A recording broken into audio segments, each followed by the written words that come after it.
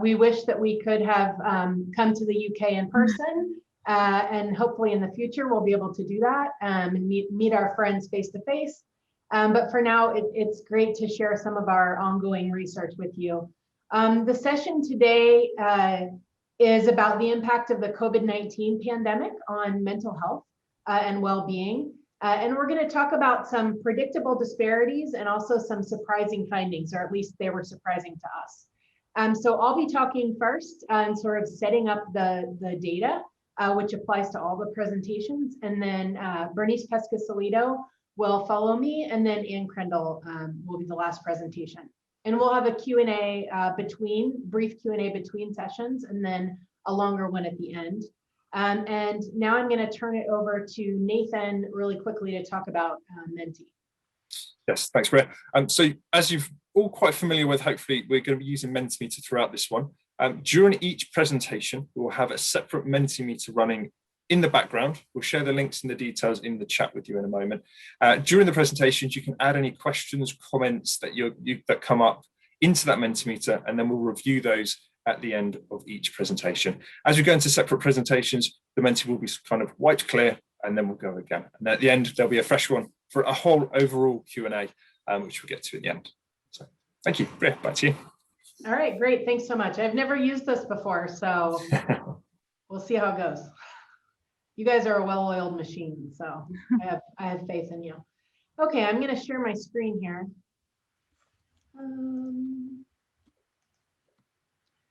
Okay, look all right?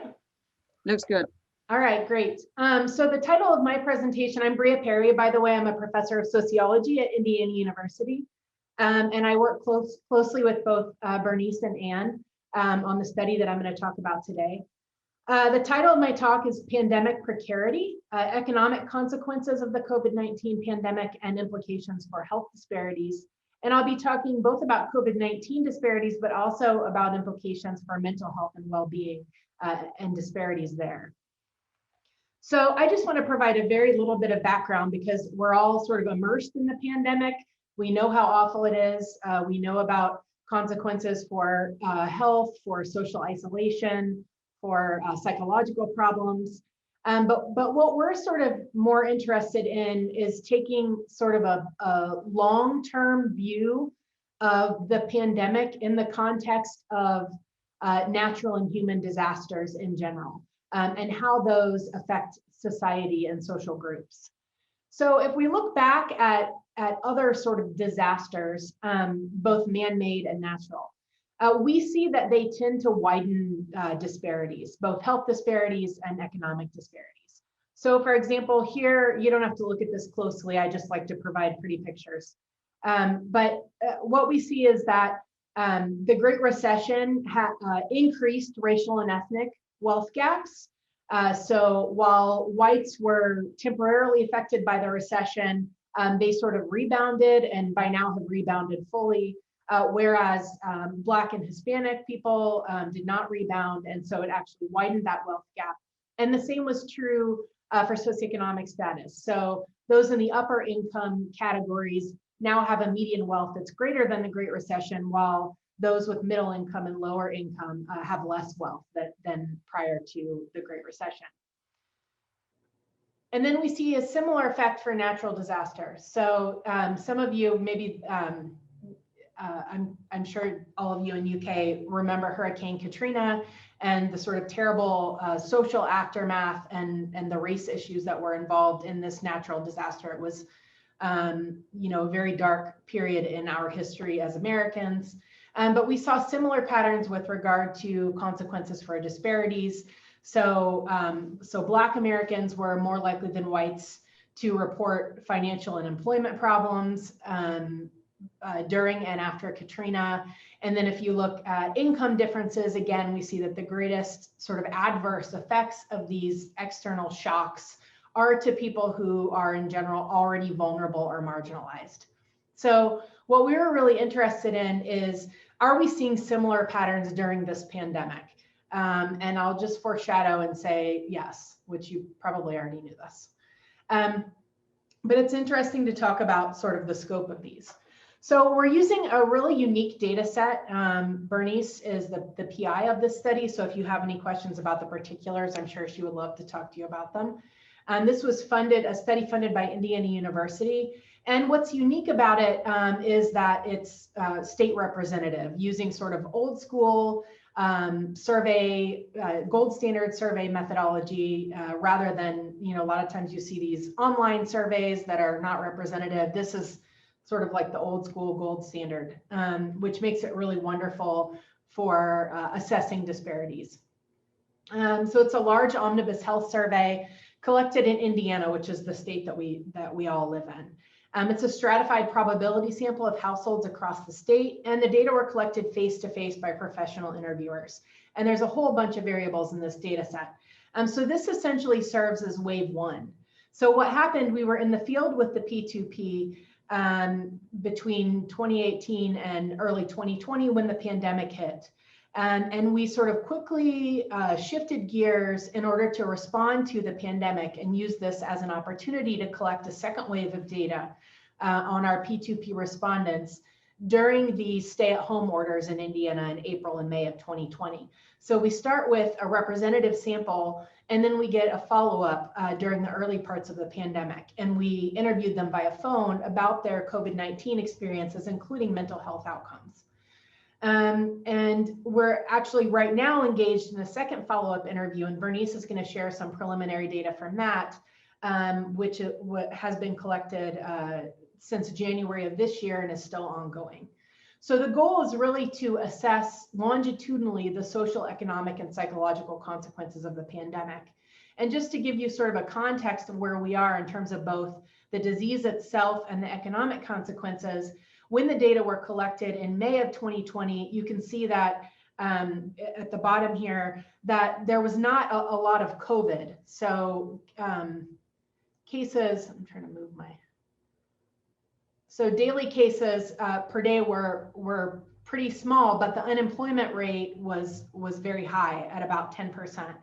Whereas you see the opposite in October. So cases are much higher, but unemployment is lower. So it gives us a nice sort of view of what's happening as sort of the economic and the epidemiological aspects of the pandemic shift. And then I'm also going to bring in data from another study that I'm involved in that tracks the health and social economic well-being of new and established immigrants, largely from Mexico and Central America across the state over 5 years. This is also a face-to-face data collection effort. And we did the same sort of thing. As soon as we saw that Vida Sana was happening, we did follow-up interviews with these Vida Sana respondents. And these data are very valuable because most of these immigrants are undocumented. And so this is a hidden population that has no access to the typical social safety net that other Americans have access to. So no unemployment benefits, none of the economic stimulus or anything like that. So this is an important population to examine as well. So these are the results. So these are sort of raw distributions on variables assessing housing insecurity, food insecurity, general financial insecurity, and then employment disruptions. So whether they were fired or laid off or unemployed and unable to find a job because of the pandemic. So at the top, you can see racial disparities. So first off, you can see that Black Americans were more likely to experience all kinds of economic precarity during the pandemic. And Latinos were more likely to experience general financial insecurity than white or people of other races. Food insecurity is particularly high, above 50% for Black Americans. And then we see also socioeconomic status differences. So if we're looking at educational disparities here at the bottom, you can see that people with less than high school or high school education, and to some degree some college, also experienced more pandemic precarity. So some indication here that we might be again seeing a sort of widening of economic disparities associated with the pandemic, as with past disasters. Here, these are essentially the same results, only multivariate models. And what's really important about this is that we're controlling here for their economic status prior to COVID-19. So this is really capturing not just whether the pandemic is reflecting prior disparities, but whether it's exacerbating them. So we see that racial and ethnic minorities and people in lower socioeconomic status positions are more vulnerable to pandemic precarity even after controlling for their economic situation prior to the pandemic. And I want to share a little bit about the immigrant experience in Indiana using the Vitasana data compared to the general population data. And so if we're looking here at, on the left, predicted probability of job loss, and on the right, predicted probability of being laid off or having your hours reduced, you can see that both new and established immigrants experienced much higher rates of job loss and unemployment than did non-immigrants of all races and ethnicities living in Indiana. So for example, the probability of any income shock among these new immigrants was over 60%, which is exceptionally high. If we look at some of the more subjective measures of security, so food security, housing security, unfortunately, the rate of food insecurity among new immigrants was above 80% in our sample. And among established immigrants, so these are immigrants who had been in the country for 5 years or more, it was still at 60% relative to about 24% among non-immigrants. So the vast majority of these families are experiencing severe precarity, and most of these families have children as well, which is another sort of sad element to this. And then housing insecurity, again, is almost 65% among new immigrants and almost 40% among established immigrants, much lower at 10% among non-immigrants. So now I want to sort of reflect on some of the consequences of these inequalities that we're seeing. One of the, I know it's not exactly the focus of this conference, but I think it's really important, so I'm going to talk about it anyway. I think it's really important to think about what are the implications of economic disparities for COVID-19 disparities. So we know this is true in the UK, it's also true in the US, that racial and ethnic minorities and people in lower socioeconomic strata are more likely to get COVID-19. They're more likely to also have a more severe reaction, which is to say to be hospitalized or to die from it. And these disparities are pretty stark. So the question is, are some of these disparities potentially being driven by some of the economic disparities that we're seeing? And I want to reflect on just sort of one piece of this, and that's contact tracing and testing programs. So, these are the programs wherein, someone who tests positive, that they ask them in a very sort of networky way, who are all the people you've been in contact with, they follow up with those individuals, and then try to get them tested and then get them to report on their contacts, et cetera. And this process is really critical for suppressing hotspots, and that will especially be true going forward as we have sort of uneven vaccination occurring in the population. But the thing about contact tracing and testing is that the efficacy really hinges on widespread participation and very fast response. And what we found in our data is that social and economic insecurity actually disincentivizes participation. And I'll show you why. So we asked people about their willingness to be tested for COVID-19. And there were a variety of reasons people gave for not being tested. But these sort of economic related reasons. So for example, we asked them whether people would not get tested because of treatment affordability. So essentially, if they couldn't afford the treatment, what's the point in being tested? We also asked about whether their hospitals were adequately resourced. So would the ability of the hospital to actually help you be a consideration in your willingness to be tested? And then the final one is inability to work. So we know that, for people who are struggling to put food on the table, if you're unable to work because you test positive, then there might be a sort of calculus here regarding basic survival needs that could outweigh pro-social motivations to participate in these programs. And what you can see is that as economic precarity, which is just an index of all those sort of types of financial insecurity that I talked about previously. As those increase, the likelihood of reporting these sort of economic reasons for not getting tested increased precipitously, up to 80% or 50% for some of these reasons. So we can see that economics are actually a barrier to testing. These are the results for the immigrant groups, and you can see, again, very high rates of citing economic related reasons why people would not participate in contact tracing. So over at or over 80% for new immigrants for all three of these reasons, and then close to 80% even for established immigrants. Much lower rates on average among non-immigrants of all races and ethnicities. So I think the sort of take-home point from this is that, any interventions that are less accessible or less effective in these lower status or marginalized groups are going to widen health disparities. So, this is sort of the classic fundamental causes thing, right? So if it's not accessible to everyone, then, those who can't access it are going to have worse health, and it will widen disparities. So in order to avoid this, there are a few things that we can do. We can engage marginalized communities to foster trust.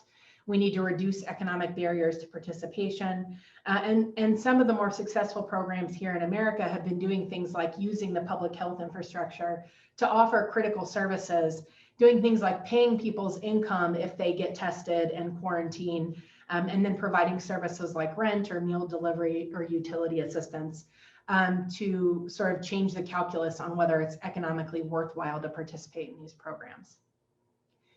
And then the last thing that I want to talk about is the association between pandemic precarity and mental health disparities.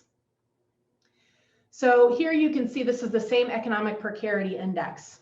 And in the non-immigrant population, there's a pretty strong and robust relationship between experiencing economic precarity and mental health outcomes. So here I'm looking at the perceived stress scale. So for non-immigrants, there's this strong and positive relationship between economic precarity and stress, but you see a much more muted relationship among immigrants. So a sort of protective effect of being an immigrant, which reflects, I think, the immigrant paradox. And then here's the same analysis for symptoms of affective disorder. Again, the more economically precarious your situation, the more symptoms of anxiety and depression you experience, but this is true largely among white non-immigrant groups. Incidentally, if you estimate the effects for Black or Latinx non-immigrants, the line falls sort of right between the white line and the immigration line. So we're definitely seeing the largest mental health effects among white Americans here. So this, to me, was a little bit of a surprising finding. So we're seeing that immigrants are exhibiting resilience to the mental health consequences, at least these mental health consequences of pandemic precarity, whereas white Americans who, of course, we can talk about deaths of despair and decreases in life expectancy for white Americans that we've seen in the last decade to potentially explain this. But I think it's also good to focus on the strengths of these immigrant communities, and it will be important going forward to identify, cultural, social, and individual factors that promote resilience. So things like collectivism or ethnic identity or social support, so that we can then leverage that to potentially find solutions for Americans that are non-immigrants.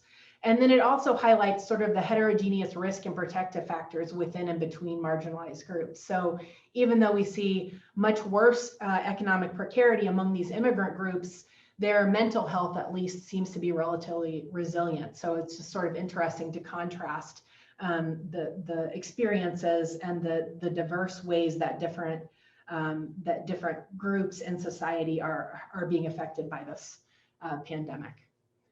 So I will stop there. And I guess, so should I stop my screen sharing in order to do the Menti? Yeah, I'll share up into the screen now. Actually, I'll just stop it anyway. Unless somebody wants me to refer, I can go back to it.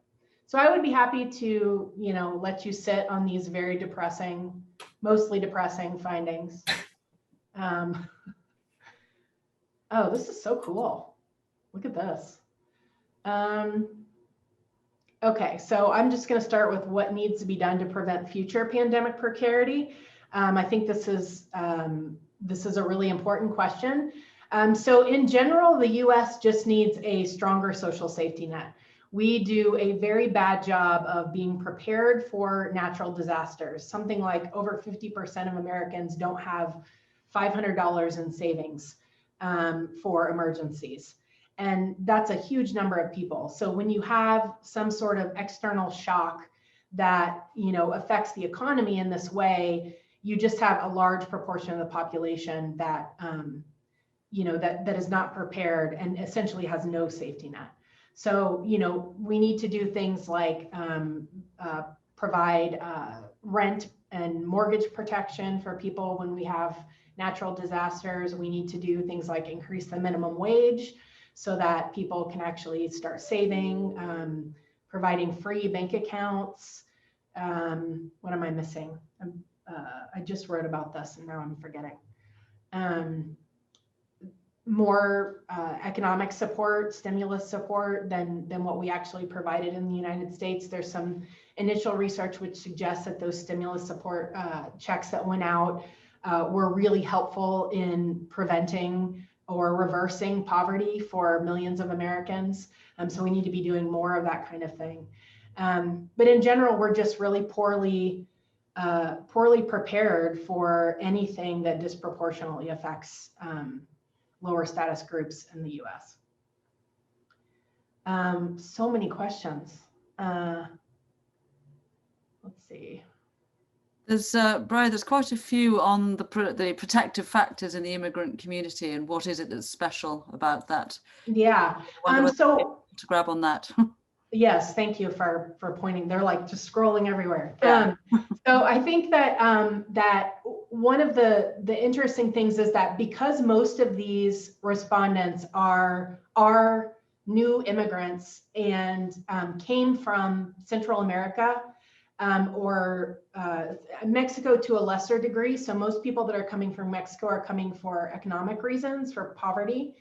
But people coming from Central America are in these war-torn places where they're experiencing famine. And so I think there's sort of a relative deprivation sort of view of things, right? Where even though it's really bad, it's maybe not as bad as where they came from, where their life was in danger all the time. So I think that sort of puts things in perspective. For some of these people, and then also I think there are just a lot of strengths in the community as well. So it tends to be a very communal culture, and so we've seen. I mean, one of the things we're studying is social networks, and so we've seen that there are these hubs in these communities that are sort of led by more established immigrants. And they really take care of the people that they're connected to, even the ones that they're weakly connected to, providing them with resources. So what we're perceiving is that community sort of has its own safety net that's outside of the formal social safety net. It's an informal social safety net that's made up of community members that help one another out. And in fact, we are seeing really high rates of support provision and receipt in this community, higher than in the general population.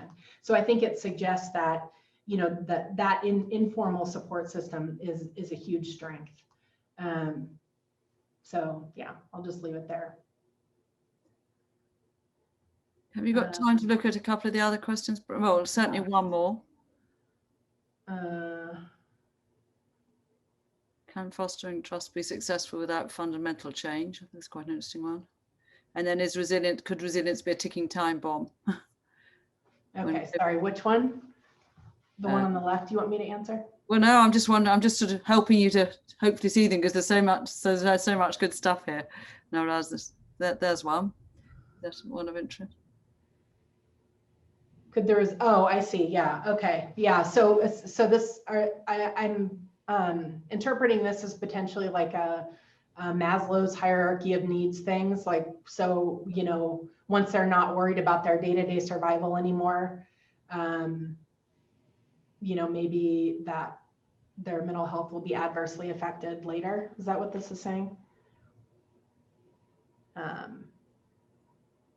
Yeah, I think that's what that's saying. That's possible. I'm not sure why that would be different in immigrant groups and other groups, but it's, you know, it's certainly possible, right? That group is more focused on sort of immediate needs because of the higher levels of pandemic precarity.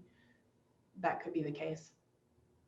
And we can look at that because we're going to be following them, both groups again over time. I think that's one of the things that's going to be really interesting is sort of the long-term evolution of both the social side of this, which Bernice is going to talk about, and the economic side. So now there's the one on the screen, so I can't see any of the others. We take that one down, and then we're going to have to finish in about a minute. So if there's anything we... Yeah, the solidarity, I think that's right. Let's see. What do I think? Mutual aid initiatives and solidarity networks. So I think that refers back again to the informal social support system, which Bernice is going to be talking about. And we did look at that and how that's evolved over the course of the pandemic and how that affects mental health. So that's actually a perfect segue into Bernice's section. Brilliant. I think we probably ought to move on as we've got the perfect segue, shall we grab it? Yeah, let's do it. Yeah. That sounds good. All right.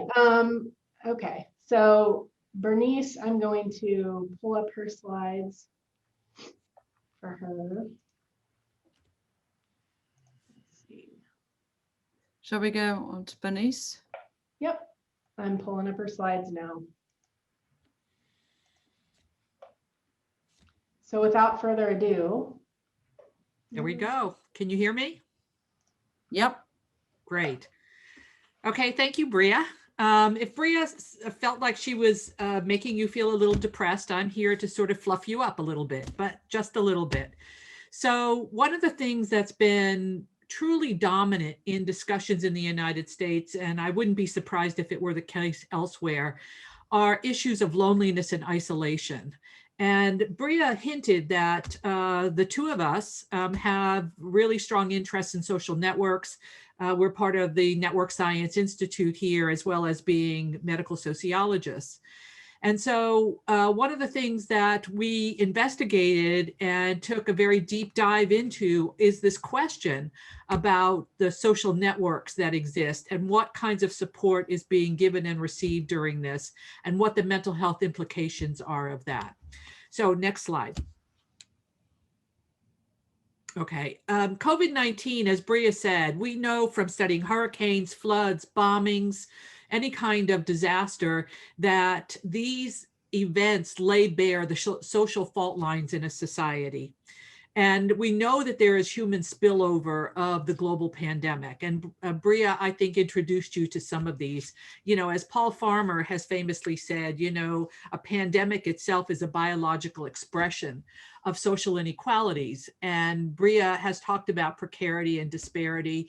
And I want to talk a little bit about biographical disruption in terms of the kinds of support systems that people have. Next slide.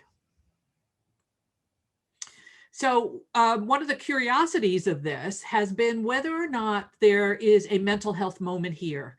Given that this conference is about mental health, is there something that we can take away from the study of disasters, and particular the COVID-19 pandemic, that we can use in fostering the kind of social policy that Mauricio talked about in today's plenary?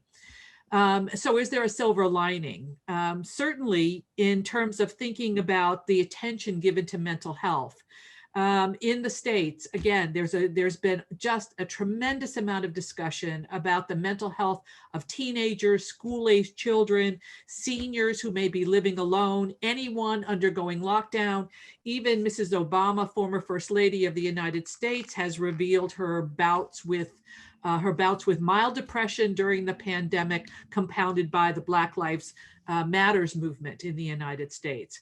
So one of the things that we see is, in terms of thinking about this mental health moment, is that the link between social connectedness and mental health has become front and center in terms of the public mind and thinking about this. And so this graph shows some results from a 3-wave study a national study in the United States, looking at how individuals who report that they lack companionship or feel isolated, how that relates to their feelings that they're having mental health problems. And we can see that there's a clear, dramatic, linear relationship with that. Next slide. Okay, but I want to be, I sort of want to sort of step back from a minute and talk about whether or not this is the turning point. Certainly COVID-19 has accelerated concerns that we have about people's mental health, and in particular their social connectedness. But these two graphs show, as do data from the World Health Organization and in the United States, the Centers for Disease Control, that attention to mental health issues predated the advent of COVID-19 pandemic. And we see that many more people are using the internet to ask questions about depression, to use scales of depression to see if they're depressed or if they have anxiety. So I think that what we want to do is talk about the effect of these kinds of factors, but the advantage of using the P2P is that we do have a sense of what was happening before. And so we can take a very detailed look at how social connectedness has changed and what those effects are on mental health. Next slide. So the research questions that I'm going to address are twofold. The first is really asking the question about social connectedness. How has social life changed for individuals during the COVID-19 lockdown?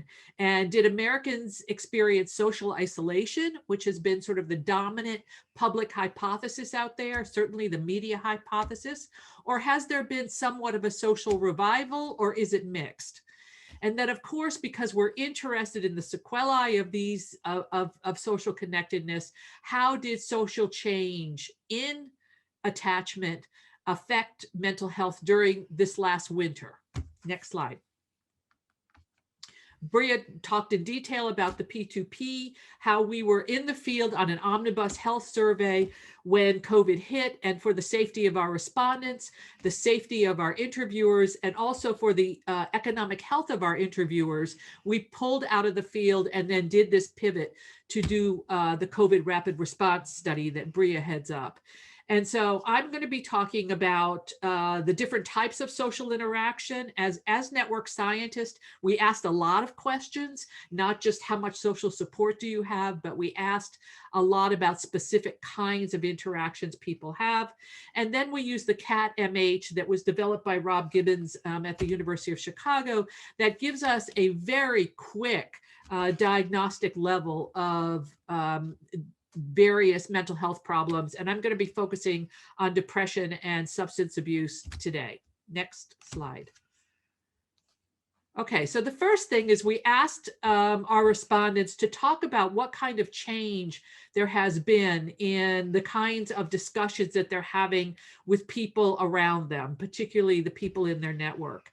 And one of the things that you see across these three graphs is that you see the highest bars in the middle. And what that suggests is that there's both stability and there's also improvement. So the ends, the two ends where you're seeing a lot more discussion with personal problems or a lot less discussion, very low, but there's a lot of stability shown by that second bar, but also increases in the discussion with personal problems, discussion specifically and not surprisingly about health problems, and then also in particular talking about getting advice and information. And so we see there more this greater sort of interaction that people are having. Next slide. We also see that there's a lot of stability in the support that people are receiving during the COVID-19 lockdown compared to the time before the pandemic hit. But there are also, again, significant increases in instrumental support, helping out around the house, doing those kinds of things. Financial support, there's been a limited increase, a little bit of a decrease that could result from the kinds of financial problems that Brea was talking about. But a real increase in instrumental support that revolves around things that would increase people's interaction in the outside world and increase their potential exposure. So food and groceries is where we're seeing the greatest change in social support. Next slide. In terms of support provision, now this is not, the other ones were about what were people getting. This is about what people are giving to others. We see here something that is fairly dramatic in terms of a great deal of change. 40% of individuals reporting that the obligations on them to provide support, to provide health to others, others depending on them, has increased, and even larger with regard to providing different kinds of support. So depending on others, depending on you, and also giving support, we see a lot of increase in, which again suggests more of a social revival or social interaction increase than a decrease. Okay, next slide. Okay, and finally, then on general social connectedness, and I think this is where, Brea came up with the term social revival, which I really like, because what we see is that one of the things that COVID-19 has done in our state is to increase the time spent with loved ones, for better or for worse, you might argue, but it's increased it.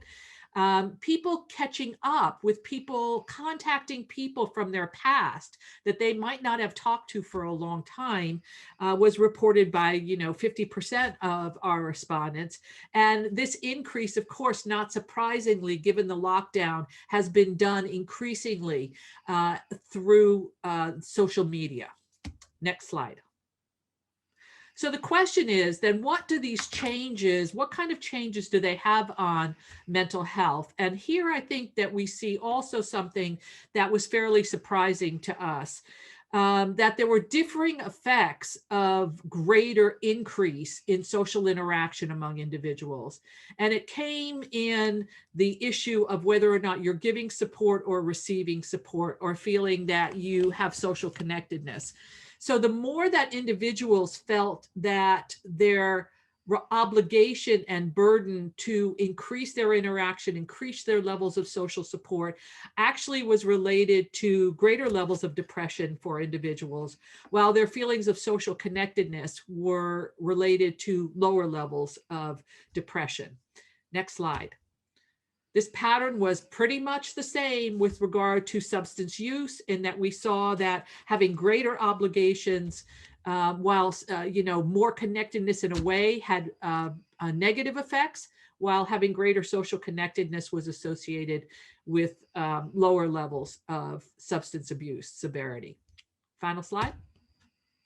So I think one of the things that we see is that while the dominant narrative has been about isolation and loneliness, what we see in terms of the conference's notion of shifting the narrative is that there has been a tremendous reactivation of ties.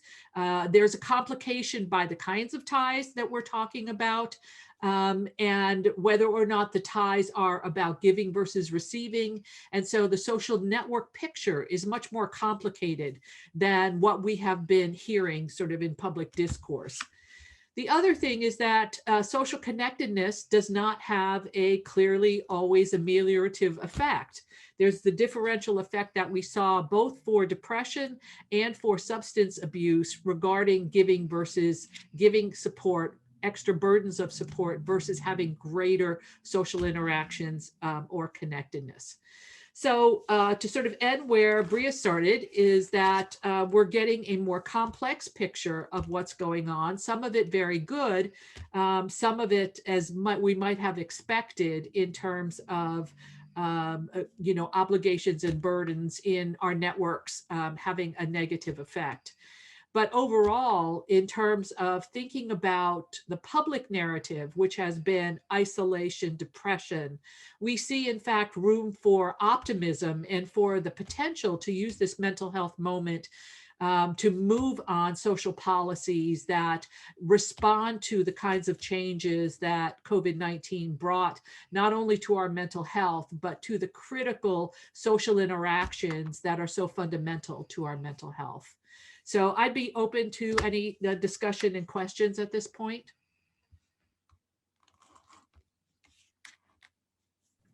And Laura, I'm going to depend on you to sort of field those questions. Oh, okay. And Brea, I don't know if you've had a chance to look at them, but there's some good ones coming in here. We've tried to help the layout here. So I think there's a good one here about what promotes social revival during the pandemic. Well, do you want me to start with that one? Yeah. Does that appeal to you? I think that one of the things that we underestimate is the role of our social networks in having a lot of latent ties that can be activated. Previous work that Brea and I have done on the onset of mental illness has shown that during the early phases of onset for what we called our first timers was that there was a great deal of rallying of support for individuals. The question becomes, how long does that initial revival last, and what happens over time in terms of burnout? And one of the things that we found and that we're interested in tracing regarding the pandemic is whether or not we see that same burnout with regard to assistance during COVID, which reduces more and more to dependence on kin. So I think that ties in nicely to some of the other questions, Bernice, around the post-pandemic normal. So there's a question here: how sustainable do you think social connectedness gained during the pandemic will remain once we start going to our post-pandemic normal? And also, do you expect these forms of context-driven social revival to decline as the pandemic wanes? Are these expectable changes given the circumstances? So the sort of post-pandemic view, yeah. I think we'll find that some of the reconnection will remain. One of the things we know in the study of networks is that there is a lot of change, or churn as they call it, in people's networks over time, but the sort of size of the network and fulfilling of basic functions seems to remain. So how long will the book clubs that have been set up by people you went to high school with that you haven't seen in 30 years remain? Something like that that's institutionalized will remain, but I think we do have to be concerned about how long the kind of, especially in the United States, whereas Brea mentioned our social policy is not very well girded by a social safety net and really relies on personal and private philanthropy, how long that will last, and why it's so important to have institutional structures of support and not just depend on, your neighbor, getting you groceries. How long will that last? It's really not clear. And so the extent to which we can use this period of time to talk about, to understand and document the kinds of support that people needed, and how we can, as a nation, I think, create more institutional structures or renegotiate organizational arrangements of inequality. There might be a time that there's a time of flexibility where we can make this movement. One of the things that people complain about in the United States, especially those of us who live here, is that social policy in the United States seems to be very crisis oriented, that we don't think about the larger picture in the same way. But the extent of the COVID pandemic may give us that time to sort of reconfigure how we think about some of these things. So I'm hopeful, but I think it's inevitable that some of the social effervescence that we've seen will sort of recede, but hopefully we can put in their place at least some new supports that will exist whether or not we're in crisis. Okay. And I think connected with that, and then I see a very different question coming in at the moment. There's a connected one here that I think it's connected. You see if you can find the connection. It's: are you worried that placing emphasis on social revival for well-being will put future work on individuals instead of politics and economy that are fueling the mental health crisis via out of control neoliberal policies? That's interesting because, in fact, we don't think of ourselves. We think of ourselves as fighting reductionism and individualism all the time as sociologists. because I think network structures are not just about individuals' relationships with one another. That's why we study social networks and not feelings of loneliness or companionship. We actually look at the structure of supports and where those need to be built up, where there are holes or gaps in those. And we see social networks as the mechanism that is critical to how social policy can be effective in terms of connecting those larger issues of political economy and the individual. So social networks is really more of a meso-level solution to this, focusing on the kinds of contacts are personal, but they can also be contacts, which we can explore in this further. They're contacts to aid organizations. They're contacts to government organizations. They're not just your personal ties. So I agree with you that we need to move above the level of the individual to think about crises. But I don't think about social networks as individualistic. I think about them as a connecting structure. Okay, thank you, Bernice, for that perception. There's another question from another angle here, Bernice, if you're okay for another question. Yes. What percentage of your study were LGBTQI or disabled or both? And statistics from Regard and the LGBT Foundation have shown increased socialization during COVID. Yeah, I think that that's really an important issue. I mean, we work with, we're working with the Trevor Foundation in the United States, which is focused on LGBTQ youth suicide. And so we know that because of stigma associated with LGBTQ issues among some families in the United States, that people often create their own families. And so we are concerned with that. We know that there's a connection between LGBTQ status and the rising suicide rate among youth in the United States. I'm not sure what the sexual orientation percentage is in this, but maybe Brea can tell you whether that's the case. But I know that we're very aware of that issue and very concerned about that issue. And we did ask sexual orientation because, after all, Indiana University is the home of the Kinsey Institute. And so we have a number of questions on the P2P that revolve around issues of minority health defined in very many broad ways. So I don't know, Brea, if you know what the percentage is there. I don't remember the exact percentage. It's less than 10%, but it is representative, right? So it's, pretty analogous to the population values. Then there's an interesting question here that's maybe taking this away from the pandemic focus, but it's got some interesting ideas within it. How can we draw on the social revival during the pandemic to face the climate crisis? Oh, that's interesting. That's very interesting. I'm hoping that we can, again, link the idea of personal troubles to public issues. And I think that the climate people and people who are interested in the connection between climate and health are trying to have that same kind of moment for increasing both research and policy on the relationship between climate and health. Because one of the things we do know, and I work with the National Academy of Medicine on this very issue, is that, going into more and more areas that there has not been human interference before actually increases the probability that we will encounter novel viruses or the transfer of viruses from animal to human populations. And so I don't know how much we can use this, but I know that there are people who are very much trying to make the discussion not only about, loneliness and isolation, but also trying to raise the larger issue of, how do pandemics happen? We know one of the reasons they happen is because of the shrinking globe, but certainly the other reason really has to do with, the human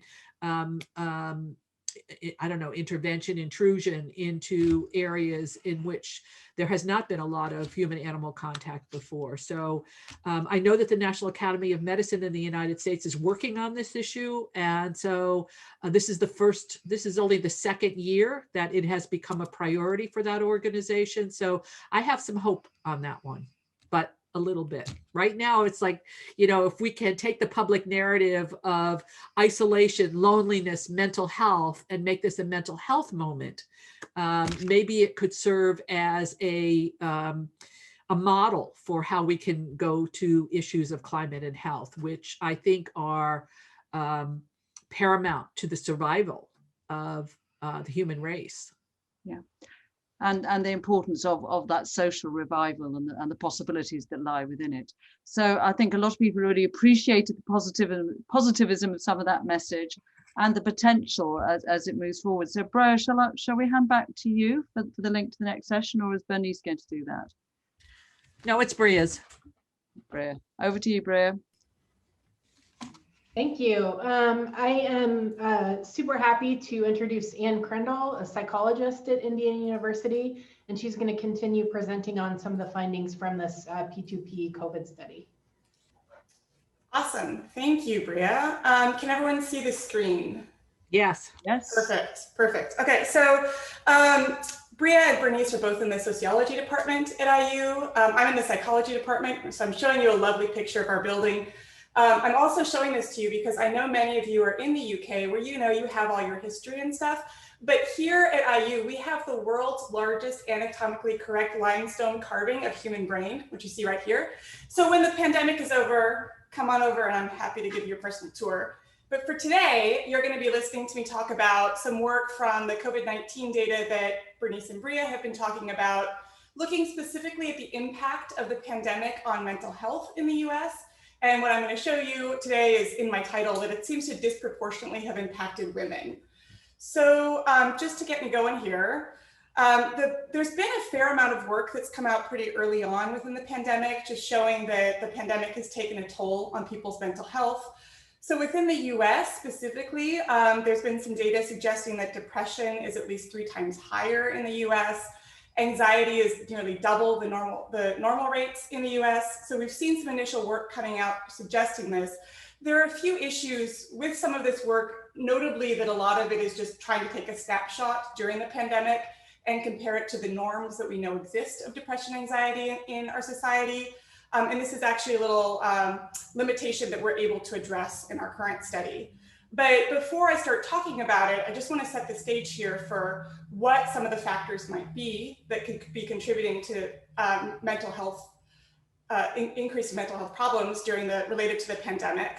And Brea alluded to this in some portion in her talk, talking about the impact of stress. So stress, of course, has been greatly increased during the pandemic, and it's related to a variety of causes. So of course, there are financial worries, which Brea talked to you about, variety of concerns related to families. So this could include things like online schooling, or even just helping your family adjust to this new world that we're living in, increased work stresses, so trying to have to work from home and adjust to that, and increased demands with the type of work that you do, trying to account for the changes with the pandemic.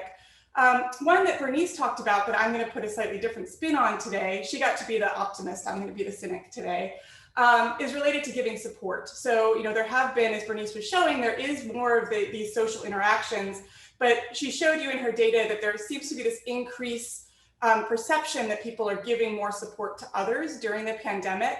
And I'm going to talk about that in the context of its impact on people's mental health.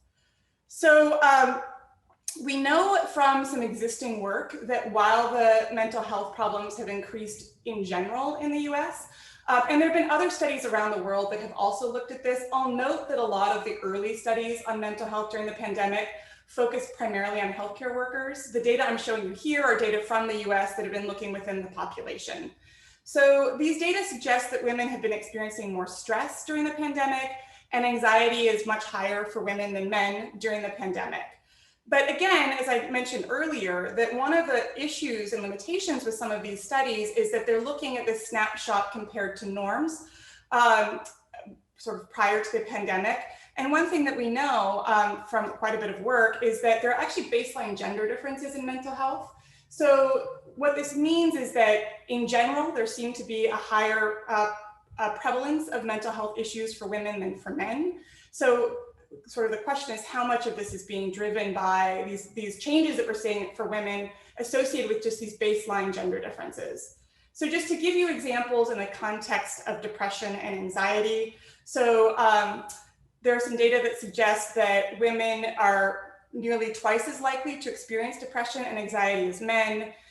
There's a lot of things we could talk about with these gender differences, including things like stigma associated with seeking treatment, and gender differences might be more pronounced. And also looking at how people will diagnose, and there are gender differences in people's likelihood to diagnose someone based on kind of whether it's more socially appropriate if you're male or female, and I'm air quoting that, to have a mental illness. But these differences have been widely documented. And so what we wanted to do was actually try to account for those baseline differences and look to see how the pandemic was affecting individuals' mental health, depression, and anxiety when you're kind of accounting for these sort of baseline differences in other sociodemographic factors.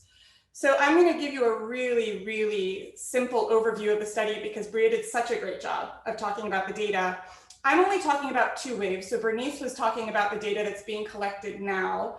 I'm going to talk to you today about the data that we collected at baseline. So these are the data that were being collected in the field right before the pandemic hit. And then these data during the pandemic. So this was during the shelter-in-place orders in the state. For those of you who are really data nerds and you love to see these kind of things, I have this really scary chart that I'm going to show you, but I'm going to walk you through this because I just want you to see the demographics of the samples were similar. So what you can see here is that in red here in the middle column, I'm showing you the prevalence of things like gender in the population. And then the blue on the far right is showing you during the pandemic. And basically all I want you to see from this is that the gender representation was similar in both of the samples.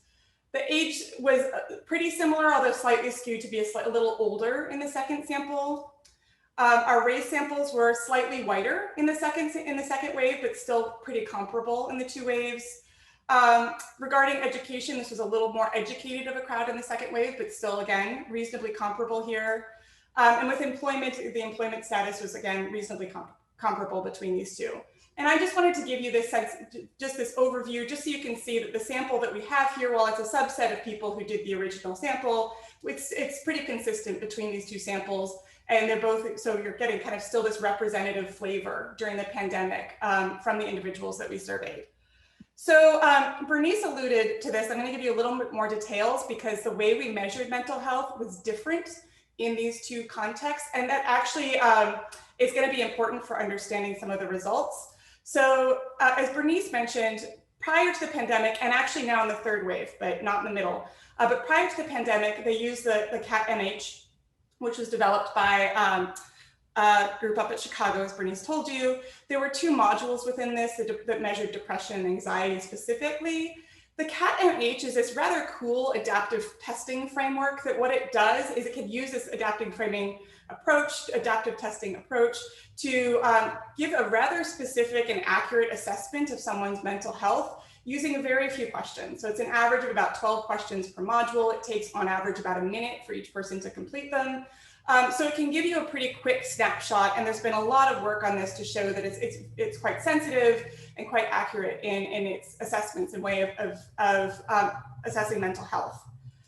And what the diagnoses are that come out of this for the data we're going to use are normal, mild, moderate, or severe mental health. So mild, moderate, severe depression or mild, moderate, severe anxiety. So for the second wave, so during these shelter-in-place orders, when we were doing, so here we're doing phone interviews, the first time we're doing face-to-face. During the phone interviews, we used two different measures of depression and anxiety. So the measure of depression, and I have the questions shown here for you if you're interested in seeing them. The measure of depression was something from the patient health questionnaire. It's a 2-item survey that was developed by Kurt Kroenke, who's a colleague of ours up in Indianapolis. And the anxiety was also developed by his team. It's a 2-item measure. And what you can see is it's just asking over the last 2 weeks if you've experienced these specific symptoms. And people say how many days that they've been experiencing those symptoms over the last 2 weeks, and they get a score. And for each of these measures, if you score 3 or greater, then you're considered to meet criteria. So this isn't, I just want to point this out because what this is not doing is saying whether you have mild, moderate, or severe depression or anxiety. It's just saying yay or nay, that you may or may not meet criteria for depression or anxiety. Now, this cutoff point is really accurate. It's saying that yes, you meet criteria, no, you don't, but you're losing some of the sensitivity. So I'm going to show you just the overview of what the mental health looks like using these data. So because we use these slightly different measures, I just scored the data based on whether or not people met criteria. So for the CAT-MH, what I'm using is anyone who was diagnosed as mild, moderate, or severe, we're calling meet criteria. For the PHQ-9 or the PHQ-2 and the GAD-2, it's if you had a score of 3 or higher, you're qualified as having met criteria. So the data I'm showing you right now is showing you the prevalence in our population, measured by proportion, of people who met criteria for depression on the left and anxiety on the right. One thing I'm going to point out here is that the prevalence for depression is actually quite high. It's about 28% in our data, which is really much higher than would be expected. I think part of this is speaking to the sensitivity of the CAT-MH. But the next part I want to show you is what happens during the pandemic.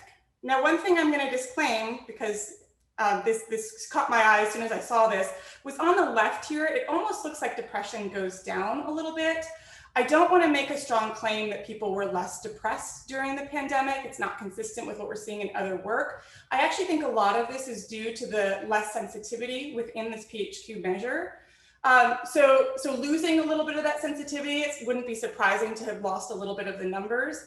I think actually it makes this finding even more striking. The fact that anxiety increased so dramatically, even when you're using a measure that's less sensitive, you're seeing much more prevalence within the population of anxiety. And for the purposes of the data I'm going to talk to you about today, what we're going to do is we're actually looking to see if we can predict why people fall in one of these categories. So we're really interested in what the risk factors are for increased mental illness. So to do this, we used 2 scales that I'm going to talk to you about primarily. One is a measure of stress, which Brea had talked to you about briefly. There are many items in this, but basically it's asking how stressed out have you been feeling over the last 2 weeks. We also used a measure of how much support they had been giving, and this is something that Bernice alluded to as well. So the questions here, and I'm going to come back to this because the way we phrase this I think is important for understanding some of the results at the end, is asking them how much more likely have you been to do the following since the pandemic. So you're asking them, are you more or less likely to be giving support and help to others since the pandemic? So people are trying to adjust for, am I giving more or less? And so this is the data that Bernice showed you. So I'm going to show you a few different models here, and I don't have the pretty figures that Brea had, but I'm going to just show you the data and so you can look at what we're doing here.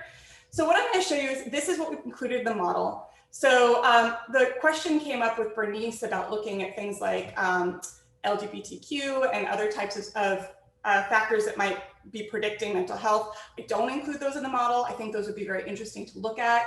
For here, we looked just at some standard sociodemographic factors, including gender, race, education, age. I looked at baseline levels of depression and then giving support and stress. Remember here, so what we're predicting is whether people during the pandemic meet criteria for depression. So we're controlling for whether they met criteria at time 1. And what I want you to see here is really the only thing that pops of interest here is stress. So you're seeing here the odds ratio, which is quite high. So for people that were experiencing more stress, the odds ratio of having more depression and feeling depressed during the pandemic was actually quite high. So this had a very strong effect, not terribly surprising. We know that stress is a huge risk factor for mental health problems. Unsurprisingly, you get the same pattern for anxiety, but it's even greater. So you can see the odds ratio is really strong. So people who are experiencing more stress were more anxious. So these aren't terribly surprising findings, although I think it's noteworthy that we're not seeing any of these other factors really driving it. Really, when you put stress in this model, it's really eating up everything that you're seeing in the models. So now what's driving stress? That would be the next kind of important question. So again, we looked at our sociodemographic factors that we showed before. I'm going to include both baseline measures of mental health here, and I'm going to include the giving support. And then I have a little interaction term that I'm skipping a few steps, but matters, which is why I'm showing it to you. And there are a few things that came out here. So what's predicting stress? Well, women have more stress than men. So our comparison group here for female is men. So women were more stressed than men were. People who are older have less stress than people who are younger. So our baseline comparison here is people 18 to 25. So if you were younger, you were experiencing more stress than if you were older. Having mental health problems prior to the pandemic, both depression and anxiety, increased your stress during the pandemic. But really the part that I want to talk about for a second here is that not only does just being female is that associated with having more stress, but there's something about being female and feeling like you have this increased burden of having to give more support that seems to be driving part of what we're seeing with stress. So I'm just going to unpack this moderation for you and show this to you, where the y-axis here is showing you perceived stress, and on the x-axis I'm showing you men and women. The straight line is people who reported, so this would be essentially showing no change at all in support giving. The dotted line is showing you people who think they're giving more support. So you can see that for women, if you feel as though you're giving more support during the pandemic, it's stressing you out. And this isn't having the same effect on men. Men who feel like they're giving more support during the pandemic aren't feeling more stressed than men who feel like they're not giving more support. So, okay, so the obvious question is that are women just feeling like they're giving more support?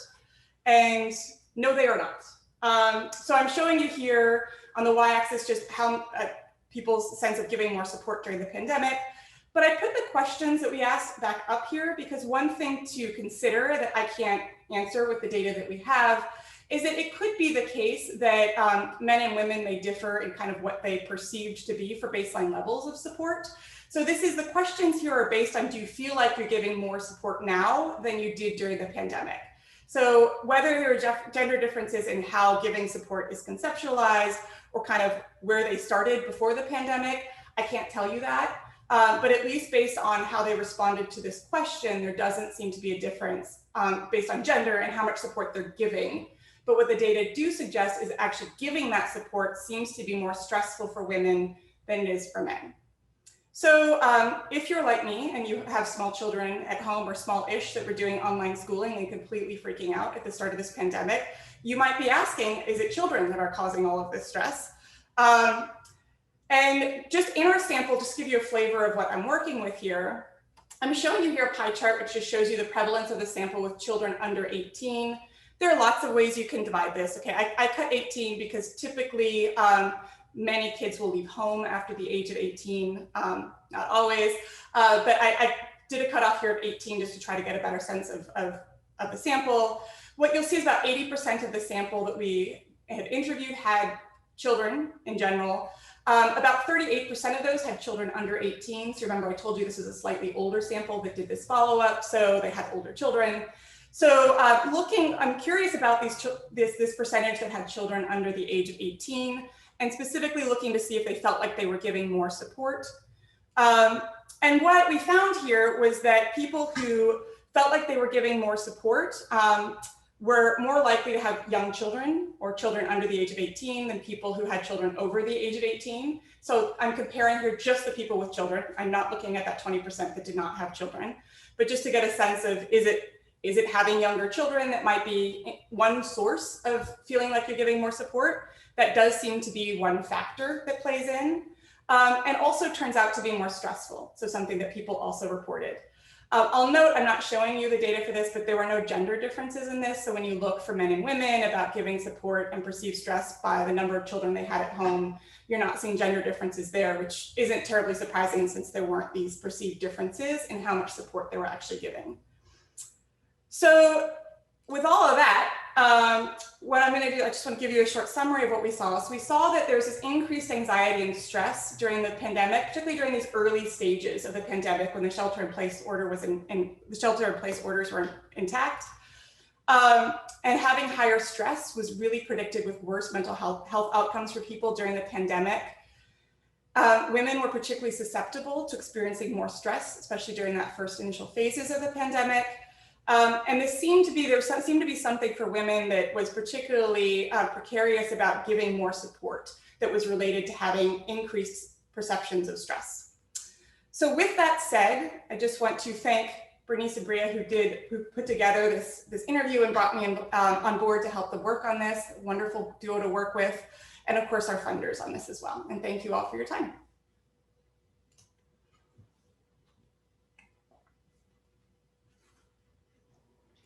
Thank you.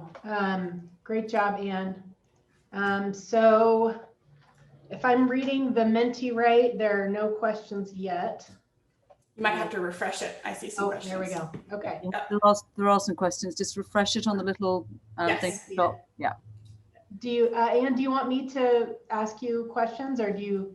No, I can look. Did you guys want to put up, Laura, did you guys want to put up the questions for people, or did you want me to? Okay. Oh, thank you, Nathan. I asked the wrong person. So the first question that's jumping in my eyes, does the pandemic equally impact cis and trans women's mental health? I wish I had an answer to that. That's a really important question. I'm glad to see these questions coming out in this session. I didn't look at data regarding that. I think we asked about trans status in the original survey. I was looking at Brea to see if she happened to nod or know the answer to that, but I don't know in this, and I have not seen data that speak to that, but I think that would be a really important question to look at, particularly over time. You know, the data we're looking at here is this initial snapshot of what was happening early on. And I think the longitudinal data now that Brea and Bernice have been collecting and Bernice was talking about are really going to give us a much more full and important insight into what's happening over time. So I think I would love to see that question get more attention, and thank you for raising that. We do, in fact, Anne, have trans. Awesome. We did collect those data. Given its population study, the probability of doing any subgroup analysis is probably not there, but we do have those data. Yeah, that's what I was thinking as well, but I didn't want to guess since I hadn't seen them. But thank you, Bernice. So I'm looking at the unsurprising in combination with the data on female academic outputs and how childcare and household burdens fall on women. All I can say is, yup.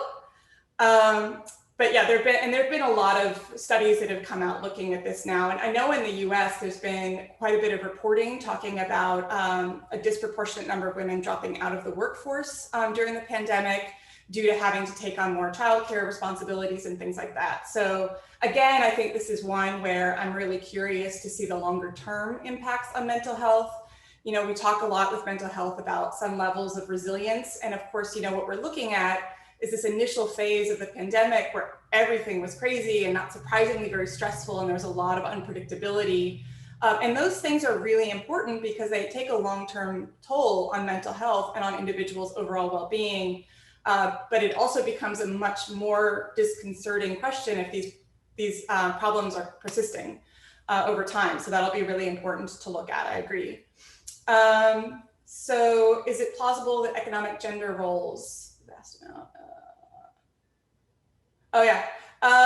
so yeah, I think there's a similar question. So is it plausible that the gender roles and sort of the more unpaid labor taken by women influence a disproportion you reported today? It absolutely could be something that's happened. We didn't, you know, in this stage ask things about extra responsibilities taking on at home or more online school caring and those types of things that ended up becoming very, very demanding on a lot of parents and a lot of women and families in general. But it certainly is possible that kind of those gender roles were part of it. And I think in part, this may speak to some of the data that Brea was presenting initially, that really what happens in these types of situations is that gaps that already existed just get bigger. And so I think that's maybe part of what we're seeing here. And then wondering if it could be on the outcome measures, the item response to see how if different groups, I can't see the bottom of this question in the middle. Thank you. That was magic. See how different. Yeah, sure. I think with all data, there's a lot more that you can always do, and to look kind of more at the nuances of how people are responding and the types of things that are attracting certain people other than others. So looking at things like the item response testing suggested there, absolutely. I think there would be, and I think looking at those more specifically can give you a much more richer understanding of kind of what's happening. But I think looking at them this way gives you the broad picture of where some of the problems are. But I completely agree that looking more at some of the specific items and thinking about more of the details of the study would be really interesting. I like this question on the left about if we think of stress as a reaction to the pandemic and uncertainty, should we expect to see anxiety and milder symptoms decrease post-pandemic?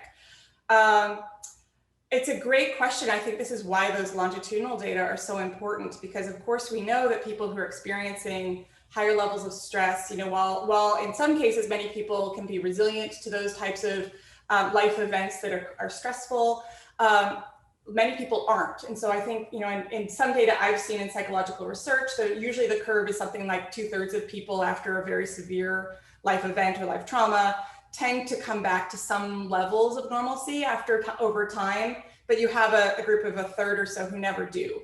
So, one question, of course, is going to be, what might make people more susceptible to not recovering over time?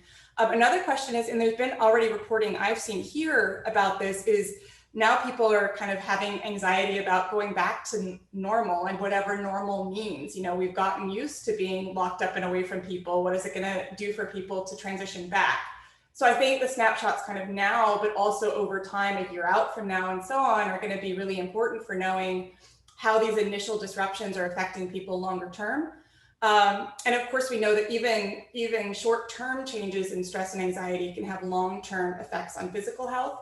So, all of this is stuff that we have to see how it unfolds. I don't know that I'm going to expect everything to go back to normal. I would hope that some of these anxieties and stresses will attenuate kind of post-pandemic. I don't know what the timeline would be that I would predict for that.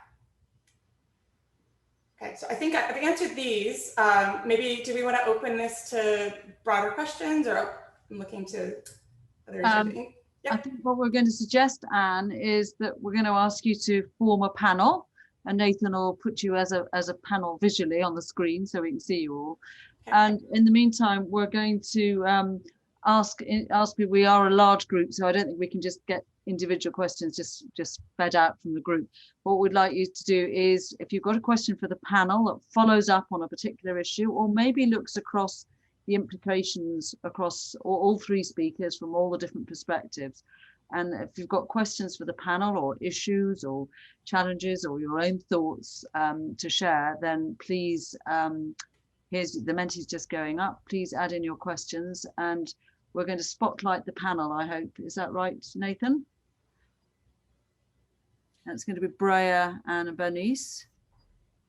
Are you okay, Nathan, with that? Yeah, all spotlighted. Lovely, thank you. So we've launched the Menti, and we're going to get the panel. And if while people are busy and maybe thinking about the questions they might want to go on the panel, I've got a question that sort of pulled together. I've looked across the questions from all the sessions, and I'm wondering, a lot of questions about the post-pandemic world and the role that conferences about society and mental health. And I'm just wondering, ideally, what impact would you like the research that you're doing at the moment to have going forward? Where do you see yourselves being able to influence action or policy? So the sort of post-pandemic picture. Is that an okay question? Can anybody hear me?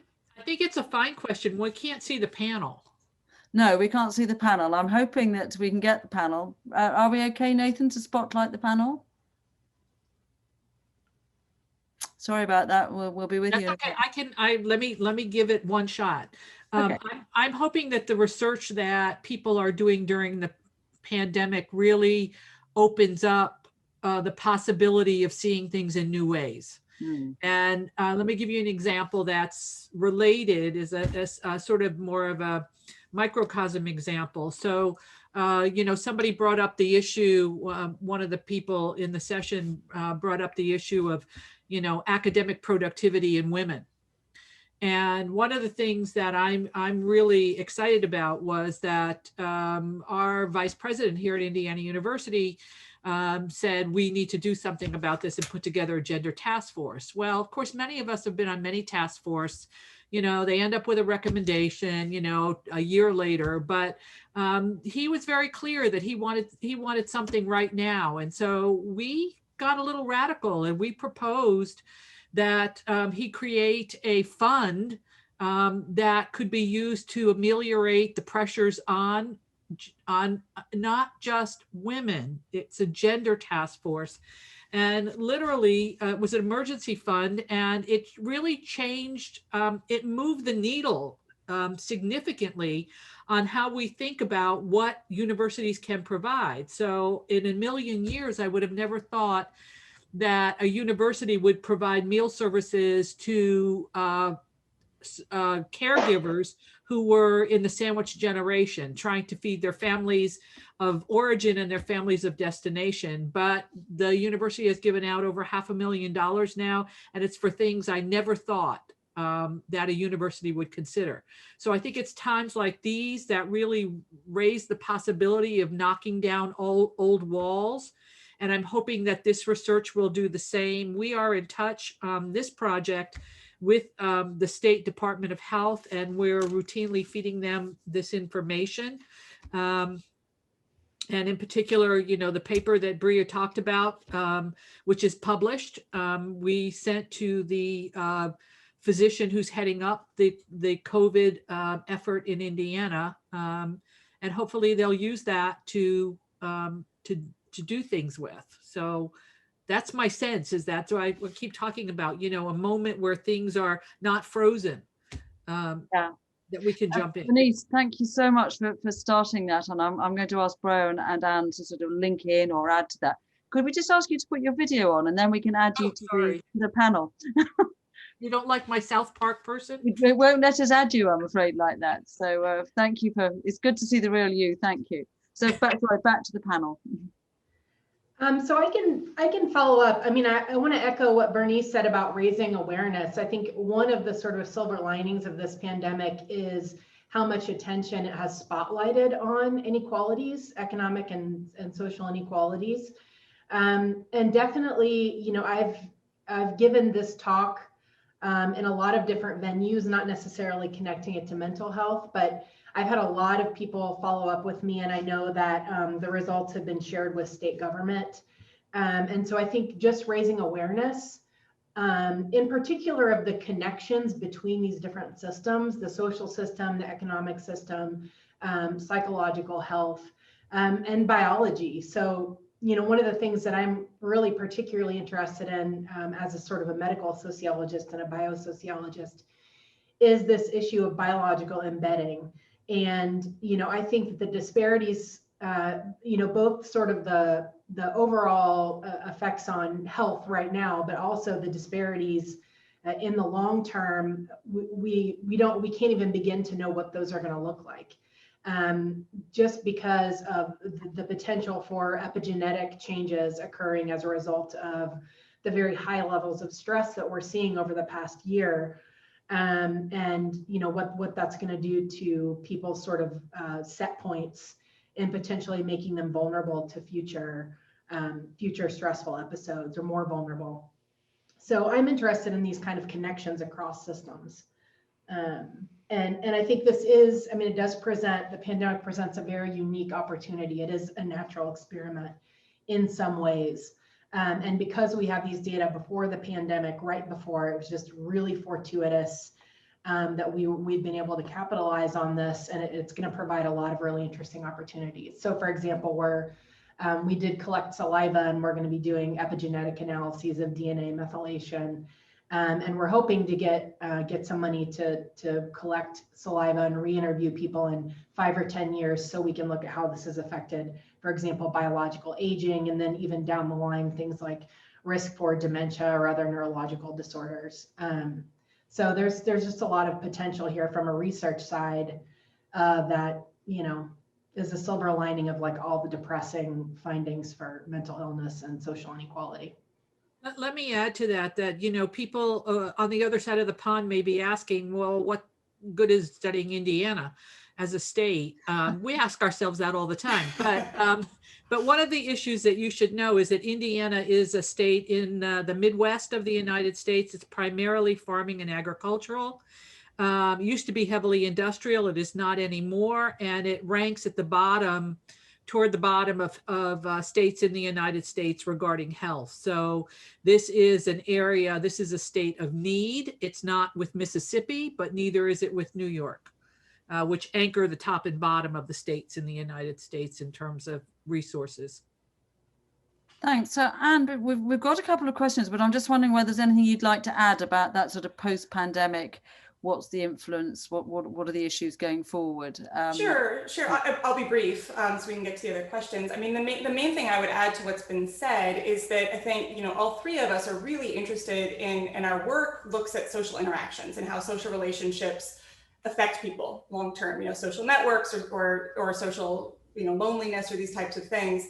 And this is a very difficult topic to study normally because, you're constrained by correlational work and kind of what people are already doing. What I think is so interesting and important about the pandemic from a research standpoint is that it's been associated with forced social isolation. So, how do people cope with that? How do they recover from that? How does that influence them long-term? And I think there's, I've seen certainly amongst research that I do and over here, a big focus on looking at kind of more what people might consider concrete or traditional ways of looking at risk factors for health. And, we all believe that social relationships are a huge risk factor, not having those and that social support is. And I think this provides a really important way of looking at that in a way that is unlike anything else. And so, I certainly don't hope for more pandemics to benefit research, but, I think that this highlights a way of trying to make some lemonade and learn something from this that hopefully will be important for how we think about health and well-being longer term.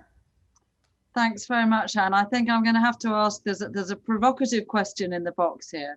I'm just going to read it to you because I think that ties in nicely with what you've just been saying. And it says, here's a provocative question, but given how predictable some of the findings are, e.g. people with kids equals more stressed, people already facing adversity suffer worse, should we really use scarce resources to collect more data?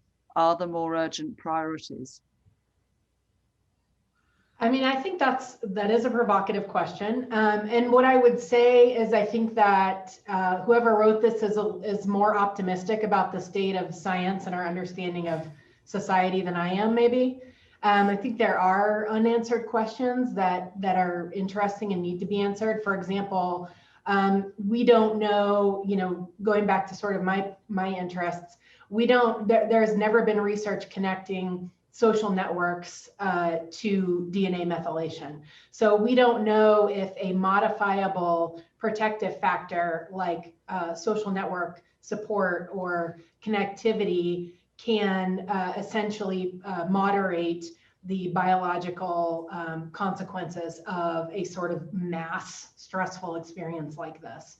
Because we've not really had this sort of social experience on this level since we've been, able to collect these kinds of biological data.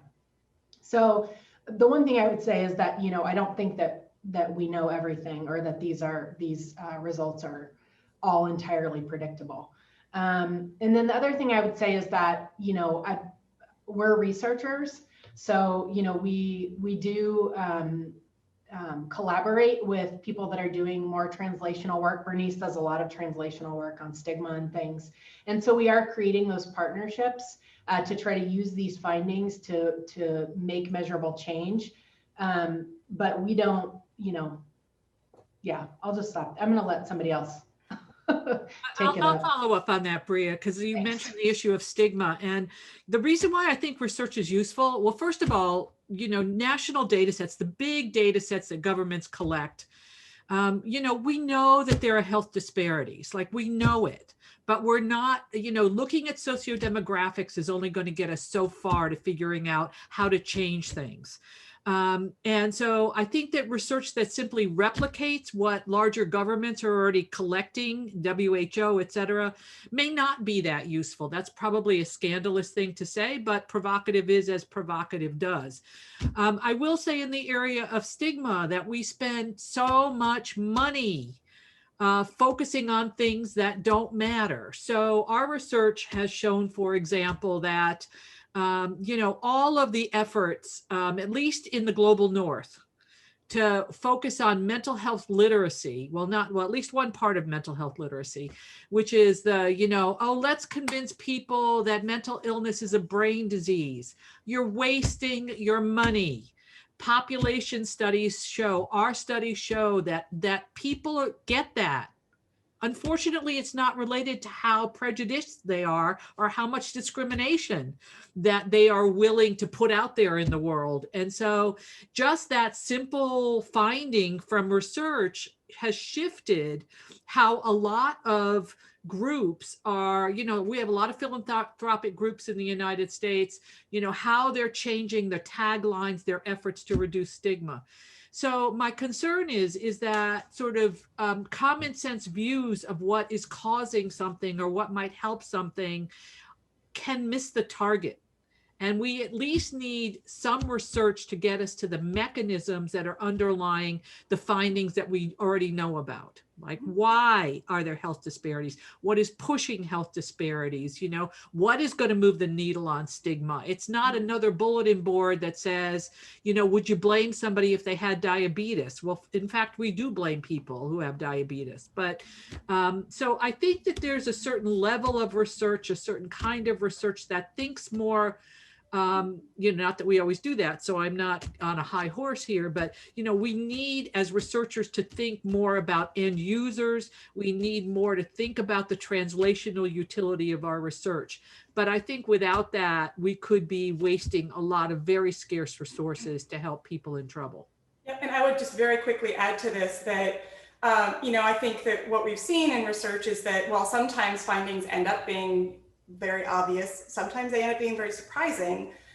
So you need to do the science to actually see what the truth is, what the ground truth is. But I think the other really important contribution of this work is not just identifying who's at risk, but how much the risk is. And I think that's incredibly important for thinking about what do we need to do about this? Is it a tiny little impact? Sure, people who are low SES are going to have more disparities, but how big of a problem is that, and how much attention do we need to pay to it? Data like this are going to be instrumental for making those types of decisions. Okay, we've got time for one more question, and I'm very torn because there's 2 or 3 really interesting ones here, but I'm sure you will see them afterwards, and there'll be interesting reflections for you. But I'm going to go for this one. How do you think the pandemic will influence the work-life balance? If there is a push for better life balance and policy prioritizes this, would we see more time available for family and social network connection building? And I've picked on that question because it's so closely related to the social network ideas that you've discussed.